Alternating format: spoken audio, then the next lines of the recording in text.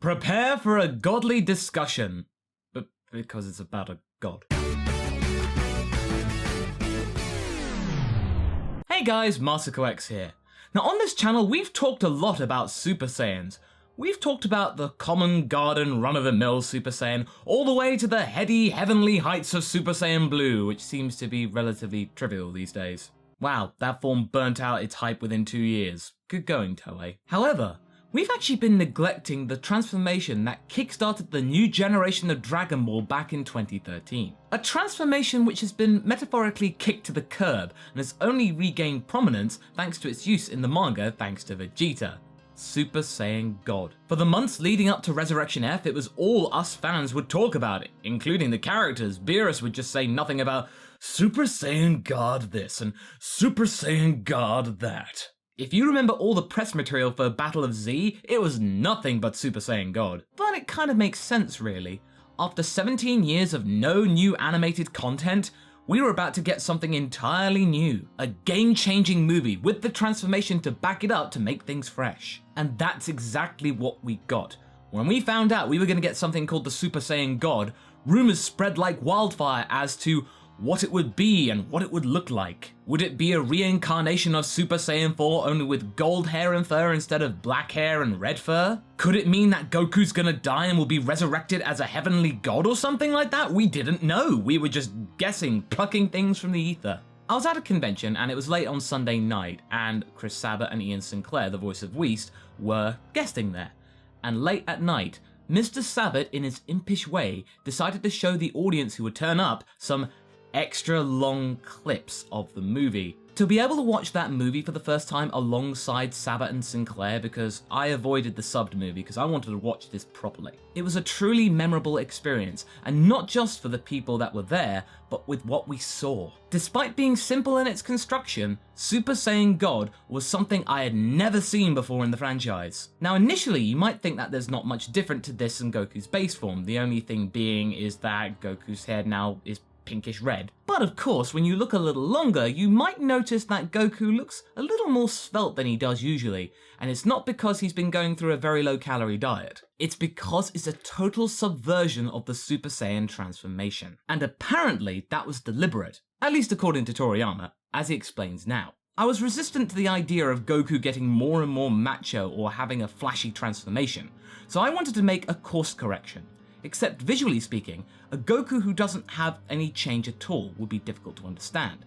So I changed just his hair color and his eyes. Fun fact, around the same time, Toriyama also said this about Super Saiyan hair color. Red is a strong looking color.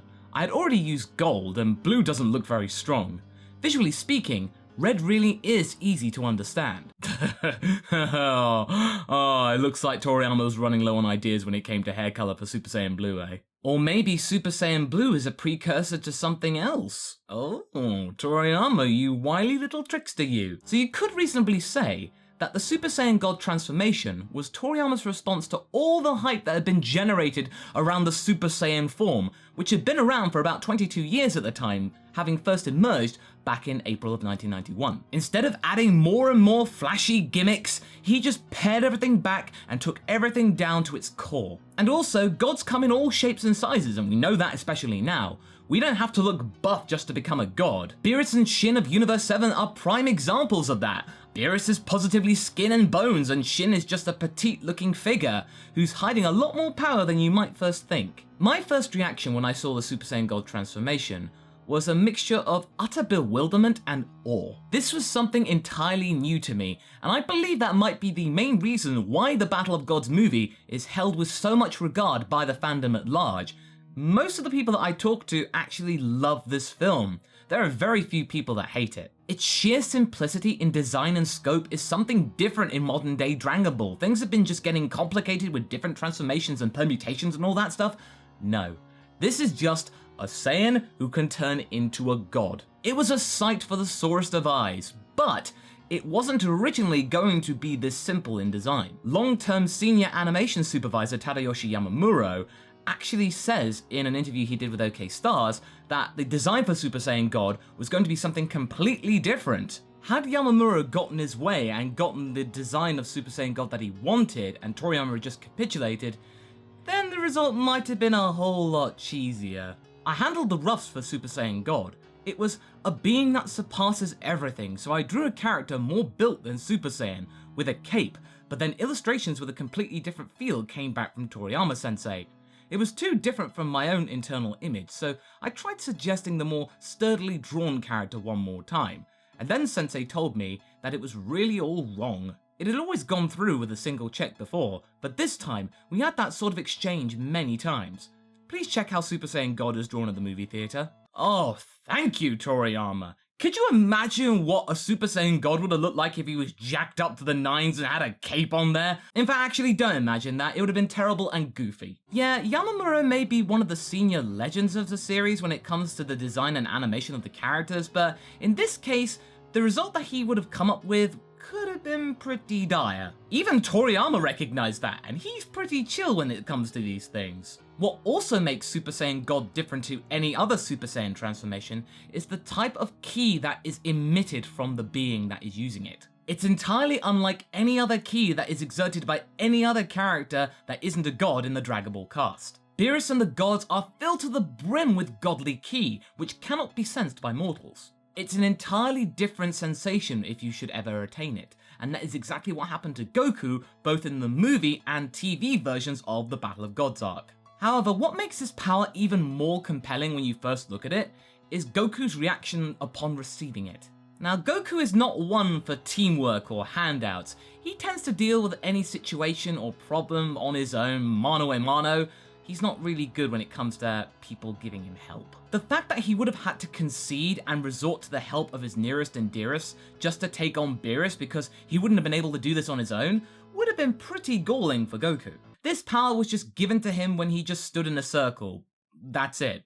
Now to him, that would have sucked. This is not the way to get stronger, at least in Goku's eyes, and at that point, he would have felt horrible. Sure, it may feel amazing and incredible, but it's hollow. It wasn't earned, and it goes against everything that Goku believes in. Whatever would transpire in his fight against Beerus if he kept the Super Saiyan God form up would have just meant nothing. It would have been tainted. And I loved that. It was a totally unexpected reaction, yet when you think about it, it's entirely predictable. Goku's character and demeanor just cries out effort and passion for fighting. If he's just given it right there and then, he's not going to know what to do with it or just really enjoy it. It's just there. He much prefers to use the successor to this transformation, Super Saiyan Blue. Goku's remarkable muscle memory made sure that the godly powers that he'd received would then be used in another form which was much more his style. For a while there, we didn't see much of the Super Saiyan God transformation in the main timeline, other than in Dragon Ball Heroes of course, because you know you could make a little dollar out of it. That is until we got to the second volume of the Dragon Ball Super manga, devised by Toyotaro. For the first time in what seemed like forever, we were seeing this transformation being used in battle against someone that wasn't Beerus. Not only that, it wasn't even Goku that was using it initially, it was Vegeta, instead of using Super Saiyan Blue solely. And yeah, Goku used it too, but you know, we were focusing on Vegeta at that time. Goku made sure to explain the limitations of Super Saiyan Blue because, you know, if you kept turning it on and off like a light switch, it drains your stamina something fierce, and it's probably best to not use it for too long. Whereas the original God form is much better when it comes to stamina and just overall balance.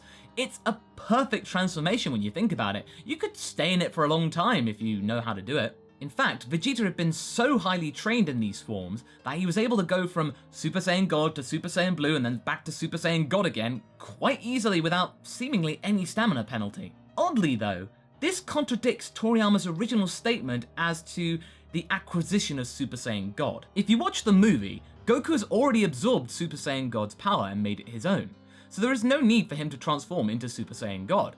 Goku basically only thinks of fighting as a sporting match, so borrowing the power of 5 people isn't fair, and he resisted doing that. However, it seems his curiosity towards the realm that lay even further beyond him won out. Strength will vary depending on the battle power of the Saiyan who becomes Super Saiyan God. So even back in 2013, Toriyama was implying that there would be more Saiyans that would be getting a godlike power other than Goku.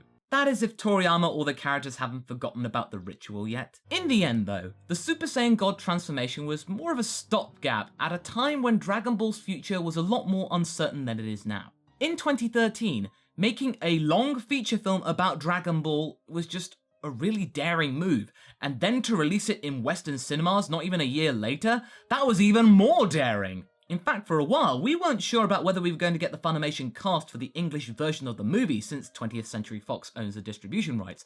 They could have wheeled in some A-list celebrities and stuff like that, but thankfully, we managed to keep the OG English cast. But we still had that transformation just in case things didn't work out, and it was just straightforward, cut and dry.